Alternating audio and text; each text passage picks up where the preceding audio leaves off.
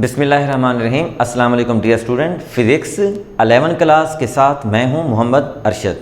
Student, आज के lecture में हम डिस्कस करने जा रहे हैं वेलोसिटी। वेलोसिटी का नाम आपने लोअर क्लासेस में डेफिनेट बात सुना होगा, लेकिन आज के लेक्चर में हम वेलोसिटी और इससे रिलेटेड ज़बरदस्त किस्म के क्वेश्चन हम करने जा रहे हैं। आज के लेक्चर में स्टूडेंट हम डिस्कस करेंगे वेलोसिटी और इसको कंपेयर करेंगे स्पीड के साथ। उसके बाद हम वेलोसिटी की टाइप डिस्कस करेंगे, जिसमें यूनिफॉर्म वेलोसिटी, वेरिएबल वेलोसिटी, और उसके बाद हम एक वेरी इंपॉर्टेंट टर्म डिस्कस करेंगे जिसका नाम है इंस्टेंटेनियस वेलोसिटी। और इसके एंड के ऊपर हम एक एक्सट्रीमली इंपॉर्टेंट एक टर्म डिस्कस करेंगे जिसका नेम है रिलेटिव वेलोसिटी। जैसा कि स्टूडेंट आपको पता है कि हम एंड के ऊपर इस आर्टिकल से रिलेटेड कुछ एमसीक्यू डिस्कस करते हैं। तो चलें जी, हम स्टार्ट करते हैं वेलोसिटी को। स्टूडेंट, आपने अक्सर सुना होगा, एक आदमी कहता है कि मैंने एक सिटी से दूसरी सिटी का डिस्टेंस कवर किया जो कि 100 किलोमीटर का डिस्टेंस था, मैंने उसको 2 आवर में कवर किया। वहाँ पर साथ बैठा हुआ आदमी कहता है कि भाई ये क्या बात हुई, मैंने तो वो डिस्टेंस 1 आवर में कवर किया। अब अगर वहाँ पर एक तीसरा आदमी बैठा है, वो दोनों की बातें सुन के हैरान होता है और परेशान भी होता है और उसको और कोई बात नहीं मिलती, और वो ये कहता है कि भाई आपने क्या कमाल किया है, मैंने तो वो डिस्टेंस हाफ आवर में कवर किया। स्टूडेंट, एक्चुअली वो कहना क्या चाहते हैं, एक डिस्टेंस सेम है दोनों के लिए 100 किलोमीटर। एक कहता है कि मैंने 2 आवर्स में कवर किया, एक कहता है मैंने 1 आवर में कवर किया, और एक वहाँ पर कहता है मैंने हाफ आवर में कवर किया। स्टूडेंट, अब हम क्योंकि लास्ट लेक्चर में डिस्कस कर चुके हैं डिस्टेंस और डिस्प्लेसमेंट को, अब हम उसके साथ एक और चीज़ इंक्लूड कर रहे हैं, टाइम। यानी अब ये तीनों आदमी डिस्टेंस को डिस्कस कर रहे हैं 100 किलोमीटर, 100 किलोमीटर, 100 किलोमीटर, लेकिन टाइम वो डिफरेंट बता रहे हैं। तो स्टूडेंट, टाइम और डिस्टेंस को मर्ज करके एक क्वांटिटी बनती है जिसका नाम है स्पीड। आज के लेक्चर में स्पीड और वेलोसिटी के कंपैरिजन भी हम करेंगे, और हम आज के लेक्चर को स्टार्ट करते हैं। स्टूडेंट, हम वेलोसिटी किसे कहते हैं? Time rate of change of displacement. मतलब ये है कि डिस्प्लेसमेंट का चेंज होना टाइम के रिस्पेक्ट से, उसको हम नाम देते हैं वेलोसिटी का। Mathematical formula, velocity is equal to displacement over time, यानी डिस्प्लेसमेंट का चेंज कितना हुआ। अब उसके बाद इसका ऐसे यूनिट, डिस्प्लेसमेंट का यूनिट क्योंकि हम पढ़ चुके हैं मीटर होता है, टाइम का यूनिट सेकंड होता है, तो इसका यूनिट हो जाएगा मीटर पर सेकंड। जैसा कि स्टूडेंट आपको इसके मैथमेटिकल रिलेशन से पता चल रहा होगा कि v के ऊपर वेक्टर का साइन आ रहा है और डिस्प्लेसमेंट के ऊपर भी वेक्टर का साइन आ रहा है, तो 100% it is a vector quantity. अगर वेक्टर क्वांटिटी है तो इसकी डायरेक्शन भी होगी, जो कि हम आगे जाके डिस्कस करते हैं। अब इसकी डायरेक्शन क्या होती है? डायरेक्शन स्टूडेंट इसकी होती है in the direction of displacement, यानी जिस डायरेक्शन में बॉडी मूव कर रहा होता है, जिस डायरेक्शन में उस बॉडी का डायरेक्शन ऑफ मोशन होती है, वही डायरेक्शन होती है उसके डिस्प्लेसमेंट की, और वही डायरेक्शन होती है उसकी वेलोसिटी की। अब हम स्टूडेंट इसके अदर यूनिट डिस्कस करते हैं। अदर यूनिट हम इसका यूज़ करते हैं जो प्रैक्टिकली नॉर्मली स्पीडोमीटर में यूज़ होता है, किलोमीटर पर आवर। तो सो सिंपल स्टूडेंट, अगर हम इसको किलोमीटर पर आवर को कन्वर्ट करना चाहें मीटर पर सेकेंड में, तो इसका स्टूडेंट एक सिंपल सा तरीका ये होता है कि हम इसको मल्टीप्लाई कर देते हैं 1000 के साथ। मल्टीप्लाई कर दिया उस क्वांटिटी को 1000 के साथ, और उसके बाद हम इसको डिवाइड कर देते हैं 3600 के साथ। अगर इसी तरह से अगर कोई क्वांटिटी आपके पास है that is equal to 2 kilometre per second, अगर वेलोसिटी है या स्पीड है 2 किलोमीटर पर सेकेंड, तो फिर हम क्या करेंगे? इसका मतलब है सेकेंड को हमने कन्वर्ट नहीं करना होगा, तो ये स्टूडेंट इसको हम क्या कर देंगे, 2 को मल्टीप्लाई कर देंगे 1000 के साथ, और इसको डिवाइड नहीं करेंगे क्योंकि यूनिट उसका सेकेंड ऑलरेडी गिवन है, तो सिर्फ 1000 के साथ मल्टीप्लाई कर देंगे, तो इसका यूनिट हो जाएगा that is equal to metre per second. अब हम स्टूडेंट वेलोसिटी और स्पीड का कंपैरिजन देखते हैं कि वेलोसिटी और स्पीड एक्चुअली होती क्या है। गाड़ियों के अंदर मोस्टली स्पीडोमीटर लगा होता है। स्पीडोमीटर जो है वो स्पीड मेजर कर रहा होता है, वो डायरेक्शन के बारे में हमें इंफॉर्मेशन नहीं दे रहा होता, क्योंकि वेलोसिटी स्टूडेंट वेक्टर क्वांटिटी है। जब स्टूडेंट हम स्पीड के साथ डायरेक्शन को काउंट करेंगे तो वो स्पीड किस में कन्वर्ट हो जाएगी? वेलोसिटी में कन्वर्ट हो जाएगी। ऐसा समझ लें कि जो वेलोसिटी की मैग्नीट्यूड होती है उसको हम कहते हैं स्पीड। मतलब ये है कि वेलोसिटी के अंदर दो चीज़ें होती हैं, how fast and in what direction. How fast in what direction, how fast का मतलब है गाड़ी कितनी तेज़ चल रही है, ये है उसकी वेलोसिटी की मैग्नीट्यूड, और किस डायरेक्शन में चल रही है ये है वेलोसिटी की डायरेक्शन। अब हम स्टूडेंट इसका कुछ कंपैरिजन करते हैं कि वेलोसिटी और स्पीड में किस किस चीज़ का कंपैरिजन है। नंबर 1 पर मैं लिखूंगा this is a vector quantity, ये वेक्टर है, and this is a scalar quantity. Next number पर इसका यूनिट स्टूडेंट सेम होता है क्योंकि दोनों की मैग्नीट्यूड सेम होती है, metre per second, this is the SI unit. अब उसके बाद नेक्स्ट नंबर पर हम इसमें ये देखेंगे कि जैसे मैंने आपको लास्ट लेक्चर के अंदर स्टूडेंट मैंने बताया था कि डिस्प्लेसमेंट और डिस्टेंस सेम कॉन्सेप्ट है कि ये वेलोसिटी की वैल्यू स्टूडेंट, वेलोसिटी की जो वैल्यू है उसको हम कह सकते हैं कि ये पॉजिटिव भी हो सकती है, नेगेटिव भी हो सकती है, ज़ीरो भी हो सकती है। लेकिन जो स्पीड है, स्पीड का मतलब है इसके ऊपर मैं एरो नहीं लगा रहा, तो इसकी वैल्यू स्टूडेंट हमेशा पॉजिटिव होती है।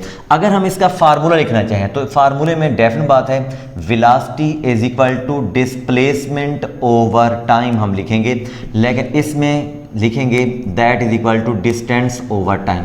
अब उसके बाद नेक्स्ट नंबर पर एक और कंपैरिजन हम स्टूडेंट लिख सकते हैं कि अगर हम एवरेज की बात करते हैं, एवरेज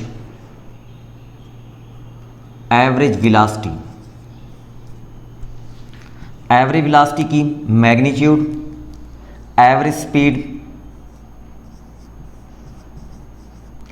स्पीड, तो ये स्टूडेंट जैसा कि हमने लास्ट टाइम स्टूडेंट डिस्कस किया था कि ये रिप्रेजेंट हो रहा है डिस्टेंस से और ये रिप्रेजेंट हो रहा है डिस्प्लेसमेंट से।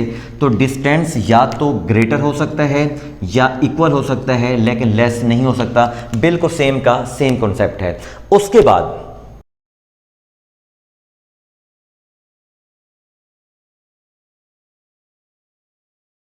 अब हम स्टूडेंट एक ज़बरदस्त कंपैरिजन करते हैं जिससे आपको वेलोसिटी और स्पीड का कॉन्सेप्ट बिल्कुल क्लियर हो जाएगा। हम एक सपोज करते हैं कि एक बॉडी है, सर्कुलर पाथ में यूनिफॉर्म स्पीड के साथ मूव कर रहा है, यूनिफॉर्म सर्कुलर मोशन है। यूनिफॉर्म सर्कुलर मोशन इसका मतलब ये है कि अगर कोई बॉडी एंटी क्लॉकवाइज मूव कर रहा है, जिस वक्त स्टूडेंट वो इस पॉइंट पर होगा, अगर एंटी क्लॉकवाइज मूव कर रहा है, तो इस वक्त उसकी स्टूडेंट वेलोसिटी की जो डायरेक्शन है that is equal to this one. Velocity की डायरेक्शन भी यही होती है और डिस्प्लेसमेंट की डायरेक्शन भी यही होती है। तो ये स्टूडेंट आप याद रखें, स्पीड वेलोसिटी, ये स्टूडेंट याद रखें वेलोसिटी और डिस्प्लेसमेंट की डायरेक्शन हमेशा डायरेक्शन ऑफ मोशन की डायरेक्शन में होती है। जब इस पॉइंट पर होगा तो बॉडी की वेलोसिटी की डायरेक्शन भी यही होगी, डिस्प्लेसमेंट की डायरेक्शन भी होगी। जिस वक्त बॉडी इस पॉइंट पर होगा तो इसकी वेलोसिटी की डायरेक्शन इस डायरेक्शन में होगी, that is equal to V. जिस वक्त बॉडी इस पॉइंट पर होगा तो उस वक्त वेलोसिटी की डायरेक्शन उसकी स्टूडेंट ये हो जाएगी। जिस वक्त बॉडी इस पॉइंट पर होगा तो उस वक्त वेलोसिटी की डायरेक्शन ये हो जाएगी। तो स्टूडेंट इसका मीनिंग ये हुआ कि सर्कुलर पाथ में वेलोसिटी कभी भी यूनिफॉर्म हो ही नहीं सकती, क्योंकि वेलोसिटी हम डिस्कस कर चुके हैं ये वेक्टर क्वांटिटी है। वेक्टर के कांस्टेंट रहने के लिए उसकी मैग्नीट्यूड और डायरेक्शन का सेम रहना ज़रूरी है। तो इसका मतलब है कि इसमें वेलोसिटी की मैग्नीट्यूड तो कांस्टेंट है, ठीक है, स्पीड भी कांस्टेंट है, वेलोसिटी की मैग्नीट्यूड भी कांस्टेंट है, लेकिन वेलोसिटी की डायरेक्शन कांस्टेंट नहीं है। अब हम स्टूडेंट डिस्कस करते हैं एवरेज स्पीड। स्टूडेंट आपने अक्सर औकात ये ऑब्जर्व किया होगा कि जब हम ट्रैवलिंग करते हैं एक सिटी से दूसरी सिटी की तरफ, तो हम टोटल डिस्टेंस कवर करते हैं, और उस टोटल डिस्टेंस के अंदर कभी हमारी गाड़ी की स्पीड जो है वो ज़्यादा होती है, कभी कम होती है, कभी हम रुकते हैं, कभी हम बहुत तेज़ चला रहे होते हैं, कभी हम उसको स्लो चला रहे होते हैं। तो इसमें एवरेज स्पीड कैसे कैलकुलेट करते हैं? एवरेज स्पीड स्टूडेंट ये होता है कि जब हम इसकी रेशो निकाल लेते हैं total distance to total time के साथ।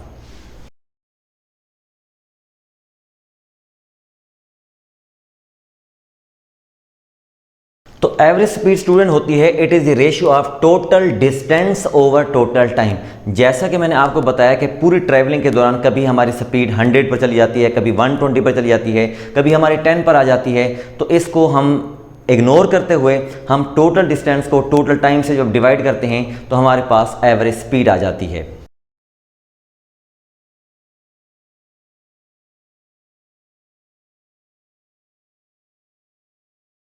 सम टाइम हमें कुछ न्यूमेरिकल गिवन होते हैं जिसमें टोटल डिस्टेंस को 2 पार्ट में डिवाइड किया गया होता है।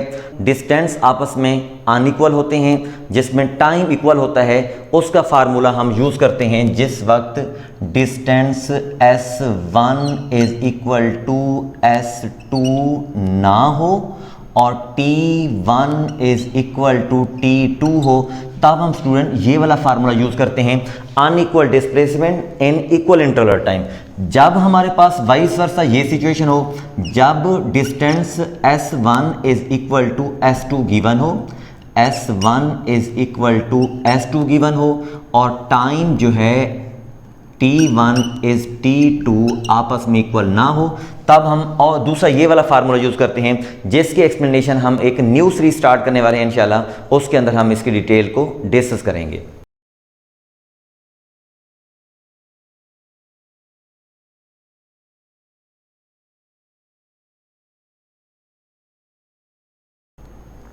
अब हम स्टूडेंट डिस्कस करते हैं एवरेज वेलोसिटी। एवरेज वेलोसिटी का फार्मूला बिल्कुल सिंपल है, total displacement over total time. इसका यूनिट बिल्कुल वेलोसिटी वाला है और ये क्या है, वेक्टर क्वांटिटी है।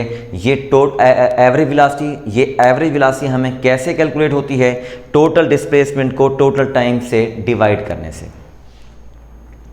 अब हम स्टूडेंट डिस्कस करने जा रहे हैं types of velocity. Types of velocity के अंदर हम पहले नंबर पर डिस्कस करते हैं इंस्टेंटेनियस वेलोसिटी। अब स्टूडेंट क्वेश्चन ये है कि इंस्टेंटेनियस वेलोसिटी होती क्या है और इसकी ज़रूरत क्यों पेश आती है। अब हम सबसे पहले हम डिस्कस कर चुके हैं एवरेज वेलोसिटी। एवरेज वेलोसिटी के फ़ौरन बाद हमें ज़रूरत पड़ती है इंस्टेंटेनियस वेलोसिटी की। उसकी रीज़न क्या है? उसकी रीज़न स्टूडेंट ये है कि अगर आप सपोज करें किसी बॉडी को हमने थ्रो किया वर्टिकली अपवर्ड, ये कोई सरफेस ऑफ अर्थ है।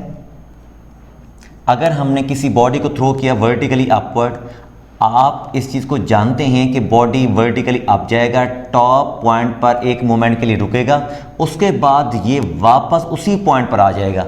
तो मुझे ये बताओ कि इस बॉडी का टोटल डिस्प्लेसमेंट कितना हुआ। This is the initial point, ऊपर गया फिर वापस आया, उसी पॉइंट वही उसका फाइनल है।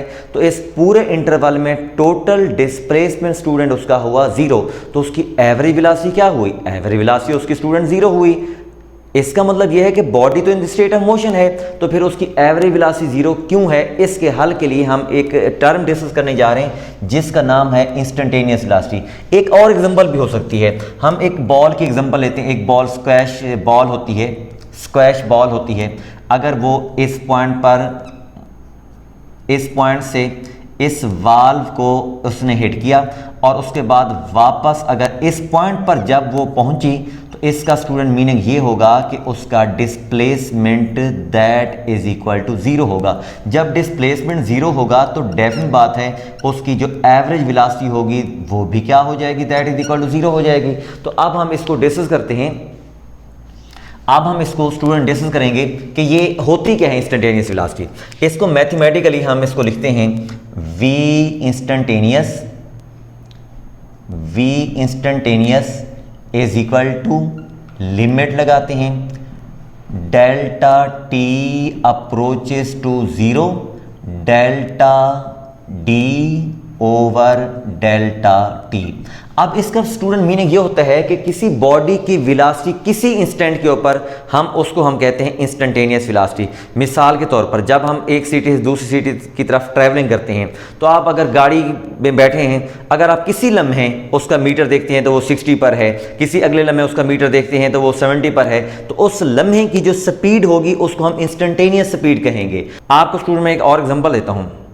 आप घर में बैठे हैं, सुबह से शाम तक पढ़ ही जा रहे हैं, कंटिन्यूसली 10 घंटे पढ़ ही जा रहे हैं। आपने 10 घंटे कंटिन्यूसली पढ़ने के बाद अचानक आपने मोबाइल फ़ोन उठाया और आपके वालिद साहब ने आपको देख लिया। उसके बाद आपके वालिद साहब चले गए। आप मुझे ये बताएं कि आपके वालिद, आपकी जो एवरेज स्टडी है मुझे बताओ कितनी, सारा दिन की स्टडी है, लेकिन आपके वालिद साहब ने जो देखा उन अपने दिमाग में लेकर क्या जा रहे हैं कि बच्चा तो मोबाइल फ़ोन यूज़ कर रहे हैं। हालांकि हकीकत ऐसी नहीं है। Some time student average value से हमें रिजल्ट नहीं मिलता, तो इसलिए हमें चेक करनी पड़ती है इंस्टेंटेनियस वैल्यू। अगर इसके वाइस वर्सा ऐसा हो कि आप सुबह से शाम तक खेल कूद में मसरूफ़ हैं, ठीक है, आपने अचानक अपनी बुक ओपन की और आपके वालिद साहब ने आपको देख लिया, तो इसका मतलब यह है कि उस दिन तो आपकी मौज आ गई, सारा दिन आप खेलते रहे और आपने अचानक बुक खोली और आपके वालिद साहब ने आपको देख लिया। तो इसका मतलब है कि वो उस वक्त की जो चेकिंग होती है वो इंस्टेंटेनियस चेकिंग होती है, किसी लम्हे की, किसी टाइम की, किसी इंटरवल की, छोटा time interval delta T approaches to zero. इसका स्टूडेंट मीनिंग ये होता है कि time is very very small but not equal to zero. किसी लम्हे की स्पीड, किसी लम्हे की पावर, किसी लम्हे का टेम्परेचर, किसी लम्हे की हाइट, किसी लम्हे की एनर्जी, उसको हम कहते हैं इंस्टेंटेनियस वैल्यू। तो स्टूडेंट इसका मीनिंग ये होगा कि velocity of the body at any time. अब हम स्टूडेंट डिस्कस करते हैं यूनिफॉर्म वेलोसिटी। यूनिफॉर्म वेलोसिटी को हम कांस्टेंट वेलोसिटी का नेम भी देते हैं। यूनिफॉर्म वेलोसिटी क्या होती है?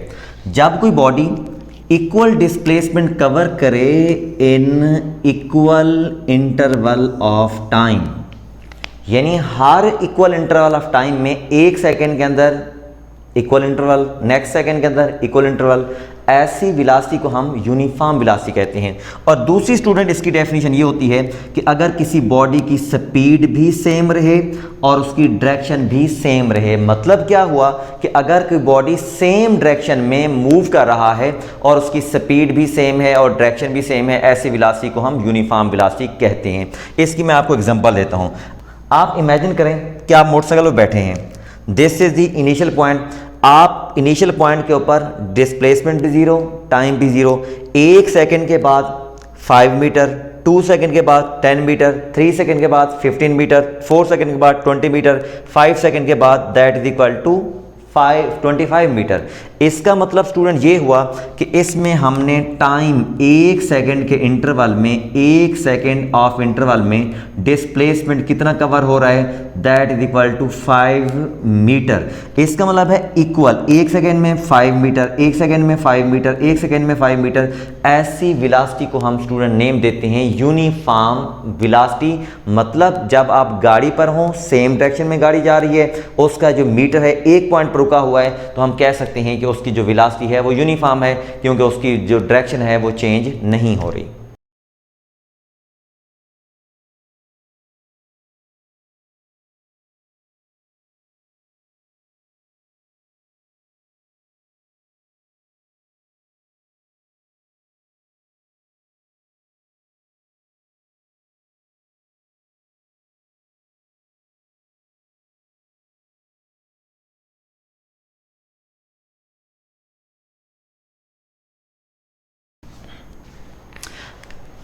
अब हम स्टूडेंट डिस्कस करते हैं नॉन यूनिफॉर्म वेलोसिटी, और इसका दूसरा नेम होता है variable velocity. Variable velocity, variable या नॉन यूनिफॉर्म वेलोसिटी हम स्टूडेंट कहते हैं कि जब कोई बॉडी अनइक्वल डिस्प्लेसमेंट कवर करे इन इक्वल इंटरवल ऑफ टाइम, यानी इक्वल इंटरवल ऑफ टाइम में कभी वो डिस्प्लेसमेंट ज़्यादा कवर करे, कभी वो कम कवर करे। या इसकी दूसरी डेफिनेशन स्टूडेंट ये है कि या तो उसकी स्पीड चेंज हो जाए या उसकी डायरेक्शन चेंज हो जाए, उसको हम कहते हैं नॉन यूनिफॉर्म वेलोसिटी। अब हम इसकी एग्जांपल लेते हैं। आपके वालिद साहब आपको मोटरसाइकिल पर भेजते हैं और बाहर वो गेट पर खड़े हैं। मुझे आप ये बताएं कि जब आप बाइक पर बैठेंगे और जब आपको पता होगा कि आपके वालिद साहब गेट पर खड़े हैं और आपको ऑब्जर्व कर रहे हैं, मुझे बताएं आप बाइक को तेज़ चलाएंगे या स्लो चलाएंगे? ऑब्वियसली आपका आंसर होगा कि आपने बाइक को स्लो चलाना है। अब जब आपने बाइक को पहले स्लो चलाएंगे, जब आपको आइडिया होगा कि अब वालिद साहब घर के अंदर चले गए, तो फिर आपने मोटर बाइक को एकदम रेस देनी है, तो फिर उसकी स्पीड एकदम बढ़ेगी। अब मैं आपको इसकी एग्जांपल देता हूं।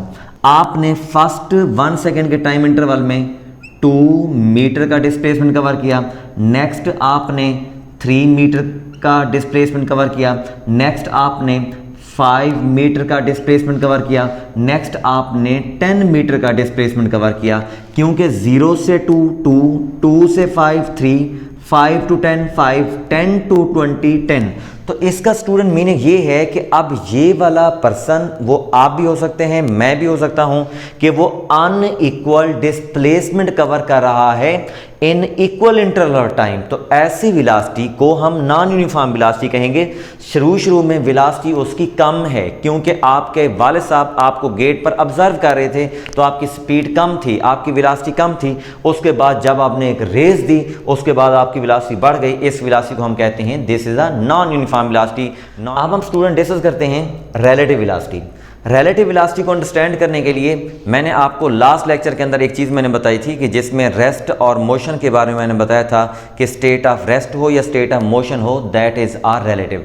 स्टूडेंट बल्कि फिजिक्स के अंदर तमाम चीज़ें, चाहे फोर्स हो, चाहे डिस्प्लेसमेंट हो, चाहे स्पीड हो, चाहे वेलोसिटी हो, चाहे मोमेंटम हो, तमाम की तमाम चीज़ें रिलेटिव हैं। वो डिपेंड करती हैं फ्रेम ऑफ रेफरेंस के ऊपर। फ्रेम ऑफ रेफरेंस का मतलब है ऑब्जर्वर के ऊपर कि उसको ऑब्जर्व करने वाला बंदा कौन है। इसकी स्टूडेंट डेफिनेशन ये है कि जब दो bodies in the state of motion हों तो एक बॉडी की velocity with respect to another body, उसको हम कहते हैं कि this is the relative velocity. अब हम इसमें केस डिस्कस करते हैं कि सम टाइम ऐसा होता है कि जब दो बॉडीज अपोजिट डायरेक्शन के अंदर मूव कर रहे होते हैं। अब आप सपोज करें एक कार है जो कि राइट साइड पर मूव कर रही है और दूसरी कार है और वो मूव कर रही है लेफ्ट साइड के ऊपर। इसकी वेलोसिटी को मैं कहूँगा this is a velocity of A, this is the velocity of B.